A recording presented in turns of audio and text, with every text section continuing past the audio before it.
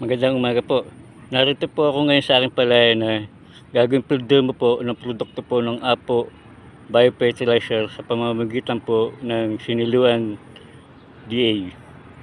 Pakita ko lang po ang tanim na na-spray na po ng Apo Amino noong pong bago po tanimin.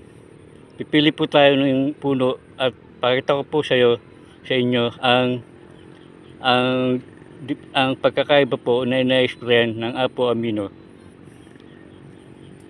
Pipili po tayo ng tig-isang puno mula po dito sa kabila at dito po sa ating pong na-sprayan ng Apo Amino. Kuha po muna tayo dito sa kabila.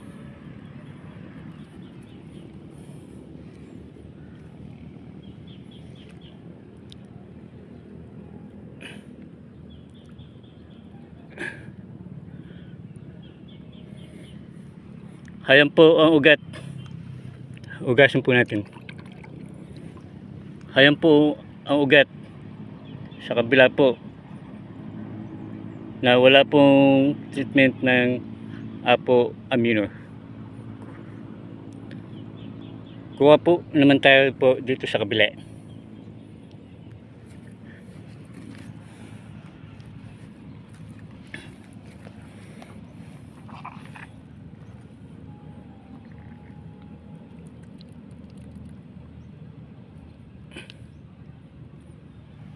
Ayan po na na-explain po ng Apo Amino.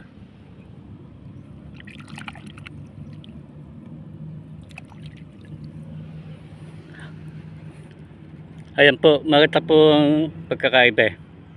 Ilapit ko po dito po sa isa.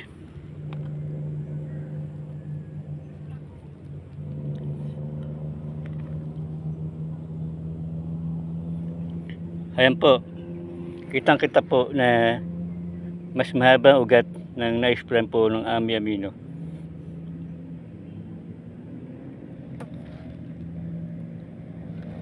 Kitang-kita po naman ang diferensya.